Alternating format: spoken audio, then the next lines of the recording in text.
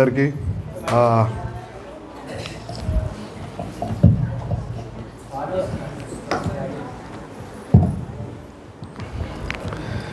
Sorry, సాక్ష్యాలు అయిపోయాయని విన్నాను.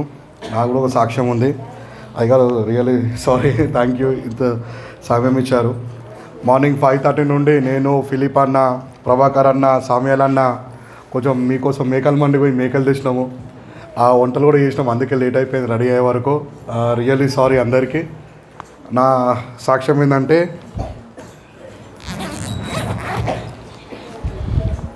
దేవుడు నా పట్ల నా జీవితంలో ఎన్నో గొప్ప కార్యాలు చేశాడు. అందరికి చేసి ఉండొచ్చు, మనకు అందరు చేసిండు, కానీ నేను చెప్పాలంటే మీ అందరికంటే నాకు ఇంకెక్కువ చేసాడు. హల్లెలూయా. ఎట్లా అంటే నేను చాలా ఈ 2024లో ఆల్మోస్ట్ నాకు తెలిసి 1 year అయిండొచ్చు నేను చచ్చిపోయి. ఆ టైం వరకు వెళ్ళిపోయాను నేను. చాలాసార్లు అయింది, ఒక్కసారిగా నాకు తెలిసి 3-4 times అయింది. దేవుడు ఎందుకు అసలు ఇంతగా నన్ను కాపాడుతుండు, ఇంతగా బతికిస్తున్నా అని చాలాసార్లు ఆలోచించాను. ఈ డిసెంబర్ మంత్లో కొంచెం ఇంకా దేవుల్లో వాడబడడం స్టార్ట్ చేశాను నేను. చర్చ్లో కానీ, క్యారల్స్లో కానీ, అండ్ క్రిస్మస్ మీటింగ్లో కానీ దేవుడు చాలా, అసలు కొన్ని విషయాలు చెప్పాలంటే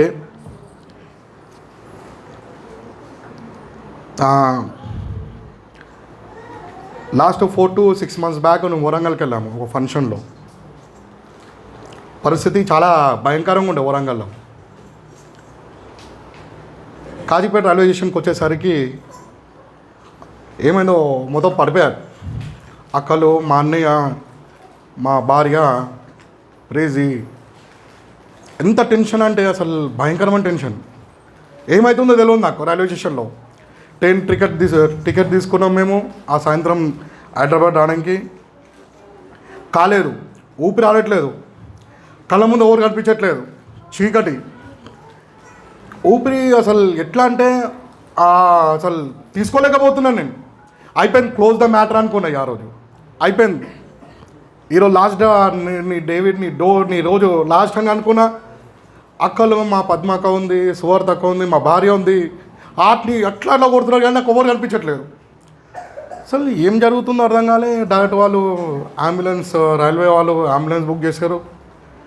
రోహిణి హాస్పిటల్కి వెళ్తే అక్కడ మొత్తం ఏవో ఇంజక్షన్లు ఇచ్చిళ్ళు, మనకు కూడా తెలియదు అవి. బీపీ చెక్ చేస్తే అసలు నాకు షుగర్ ఉంది కానీ బీపీ లేదు. బీపీ కూడా ఉందాటి, బీపీ కూడా ఉందనేసరికి నాకు షాక్ అయిపోయాను అయ్యా. ఆ రోజు నైటే మళ్ళీ 12 o'clock అక్కడ కార్ మాట్లాడుకున్నాము, హైదరాబాద్కి వచ్చాము. మళ్ళీ సెట్ అయిపోయింది. సెట్ కాగానే మళ్ళీ ఏమైందో బాబు ఇట్లా అవుతుంది అనుకొని టాబ్లెట్స్ వాడడం స్టార్ట్ చేశాను. టాబ్లెట్స్ మంచిగా వేసుకుంటాను. ఒక్కోసారి ఏమవుతుందంటే ఆఫీస్లో సిస్టమ్ ముందు పెట్టుకొని వర్క్ చేసుకుంటే సడన్గా అయిపోతుంది నాకు. ఇట్లనే అయిపోతా, స్టన్ అయిపోతా, ఇట్లనే ఊపిరి ఆడకుండా అయిపోతుంది నాకు. మళ్ళీ డాక్టర్లు చూస్తున్నాము ఏం లేదంటారు, కానీ నాకేమో ఇట్లా అవుతుంది అని అనుకుంటాను. ఒక్కోసారి అయితే ఇంకా భయంకరమైన విషయం ఏంటంటే, నేను మార్నింగ్ ప్రేజ్ని స్కూల్ తీసుకెళ్తున్నాను. చిన్నగా వర్షం పడ్డది. వర్షం పడితే మెట్ల మీద వర్షం జారుకుంటూ వెళ్తుంది వాటరు. ఆ ఫస్ట్ ఫ్లోర్కి వచ్చేసరికి ప్రేజీ బ్యాగ్ చాలా బరువుంటుంది. ప్రేజీ నా పక్కకు ఉంది. ఆ ప్రేజీ బ్యాగ్ నీకు ఆల్రెడీ చెప్పాను నేను సండే రోజు, కొంతమంది వెళ్ళలేదు కాబట్టి చెప్తున్నా సాక్ష్యము. ఆ స్టెప్స్ నుంచి ఇట్లా పడ్డాను. జస్ట్ ఒక 2-3 steps ఇట్లా ఎయిర్లో ఉన్నా, గాలిలో ఉండి ఇట్లనే పడిపోయినా. ఆ పెయిన్ అసలు భయంకరమైన పెయిన్. అది ఎంత అంటే టక్కుమని సౌండ్ వచ్చింది, ఏదో ఇరిగిపోయింది, బొక్క అయితే ఇరిగిపోయింది అనుకున్నా. ఎంత బ్యాగ్ కరెక్ట్ ఆ స్టెప్ని ఇట్లా ఉండి స్టెప్, ఆ స్టెప్ మీద పడిపోయినా నేను మొత్తం. అమ్మా అని గట్టిగా అరిసి అంటే టైం అవుతుంది, స్కూల్కి టైం అవుతుంది అని చెప్పి మళ్ళీ నేనే లేసా, ప్రేజీ బ్యాగ్ వేసుకున్నా, ప్రేజీ నడువు పెట్టా పోదామని. ఆ స్టెప్స్ దిగి మళ్ళీ కింది స్టెప్కి ఎక్కలో కూడా అవ్వట్లేదు, అట్లా కూలిపోయినా. అయితలేదు బేట అనేసరికి పాప డైరెక్ట్ 4th floorకి ఎక్కి వాళ్ళ మమ్మీని పిలిచింది. ఆ పక్కన వాళ్ళందరూ తీసుకొచ్చిళ్ళు చూసిళ్ళు. ఆ పెయిన్ తట్టుకోలేకపోతున్నా. ప్రభాకర్ అన్న కూడా వచ్చిండు, మా అన్నయ్య వాళ్ళు వచ్చిళ్ళు. లేవలేని పరిస్థితి, ఏదో ఒకటి ఇరిగిపోయింది, ఫ్రాక్చర్ అయిపోయింది, ఇంకా నడుమైతే ఫ్రాక్చర్ అయిపోయినట్టుంది అనుకొని అట్లనే కూలబడిపోయినాయి. అంబులెన్స్ వచ్చింది, నన్ను నిమ్స్ హాస్పిటల్ తీసుకెళ్ళిపోయారు. నిజంగా మేము నమ్ముతున్నాము. అన్ని స్కాన్లు ఎన్ని అంటే మా భార్య ఉండలేని స్కాన్ అని చూపించింది. ఒక్క స్కాన్లో దేవుడు ఎంత గొప్పగా కార్యం చేసిందంటే అసలు ఏం లేదు నాకు. ఇంత అసలు నాకు నెక్స్ట్ డే నేను హాస్పిటల్లో అదే రోజు వచ్చాను. నెక్స్ట్ డే నేను మళ్ళా ఆ లిఫ్ట్లో వెళ్ళడం కానీ కిందికి పైకి వెళ్తుంటే ఆ ఫస్ట్ ఫ్లోర్ అంటున్నారు నన్ను, అన్న నువ్వు వడ్డ దెబ్బకి 6 నెలల వరకు లేవనుకున్నా అన్న, నువ్వేందన్న నెక్స్ట్ డే లేచి నడుస్తున్నావు అన్నాడు. హల్లెలూయా. దేవుడు ఎంత గొప్ప కార్యాలు నా జీవితంలో చేశానంటే నాకు వచ్చిన నేను వాగ్దానం కూడా ఏంటంటే యోబు 11:17 నీ బ్రతుకు మధ్యాహ్న కాల తేజస్సు కంటే అధికముగా ప్రకాశించును. నీ బ్రతుకు మధ్యాహ్న కాల తేజస్సు కంటే అధికంగా ప్రకాశించును. చీకటి కమ్మినను అది అరుణోదయము వలె కాంతిగా ఉండును. దేవుడు ఈ నిజంగా నా బ్రతుకు దినంలో ఎంత అంటే ఎప్పుడో చచ్చిపోయేటోని. నిజంగా ఫిలిప్ నేను చెప్పిండు ఎన్నో యాక్సిడెంట్ చూసినా అని. నేను ఇంకా భయంకరమైన యాక్సిడెంట్లు చూసిన. నా ముందు నేను పోతున్నా, కారు పోతున్నా, ఒకటి సైకిల్ మీద వాడి సైకిల్ జస్ట్ ఆ పక్కన స్కూటర్ తగిలి కింద పడ్డాడు, తల బస్ కిందకి వెళ్ళిపోయింది. నేను కళ్ళారు చూసిన కొన్ని సీన్లు. చాలామంది ఎంతటి పరిస్థితులు అంటే అలాంటి పరిస్థితుల్లో కూడా దేవుడు నా డ్రైవింగ్లో కానీ నా జీవితంలో కానీ ఎంతో, నా ఫ్యామిలీ జీవితంలో కానీ ఎంతో గొప్ప కార్యాలు చేస్తుండు. నిజంగా నేను ఎప్పుడో చనిపోయవలసినోని, అసలు ఇప్పటికీ బ్రతుకుండకపోతుండే. అలాంటి దేవుడు నన్ను ఎంతగానో ఎంతగానో ఎంతగానో కాపాడుతున్నాడు. ఇంకో గుడ్ న్యూస్ చెప్పాలంటే మా ఆవిడ బెంగళూరుకి వెళ్ళి ఎగ్జామ్ రాసింది, ఫస్ట్ క్లాస్లో పాస్ అయింది. నిజంగా దేవుడు ఎంతగానో నా ఫ్యామిలీ జీవితంలో ఎంతగానో, పాపం ఆమెకు టైమే దొరకదు చదువుకోవడానికి. అప్పుడప్పుడు ఒక గంట సేపు చదువుకుంటుంది, పాపం మళ్ళీ డ్యూటీ పోతుంది, మళ్ళీ ఎగ్జామ్ రాసి ఫస్ట్ క్లాస్లో పాస్ అయింది. ఆమెతో పాటు ఉన్నామే ఫెయిల్ అయింది. హల్లెలూయా. బట్ ఆమె ఫస్ట్ క్లాస్లో పాస్ అయింది. ఎందుకంటే అంకుల్ గారు ప్రేయర్ చేస్తాడు, ఆంటీ ప్రేయర్ చేస్తుంది. ఇంకో విషయం చెప్పాలంటే నా ప్రేజీకి నాకు చాలా ఇష్టం. ప్రేజీ అంటే లాస్ట్ ఇయర్ జాయింటీస్ వచ్చినాయి ఆమెకు. మొత్తం ఏమంటారు, అమ్మ తల్లి అంటారా, అమ్మారేమో అంటారు, అవి వచ్చినాయి. నేను భయపడ్డా, చాలా భయపడ్డా. దాని తర్వాత ఏం చెప్పాలంటే అదేదో మరకలు వస్తాయి, మొత్తం చర్మం మొత్తం బ్లాక్గా మరకలు వస్తాయి, దురదలు వేస్తుంది, మంట మండుతుంది అని చెప్పి ప్రేజీతో అయితే రోజు ఆడుకున్నాను నేనైతే. హల్లెలూయా.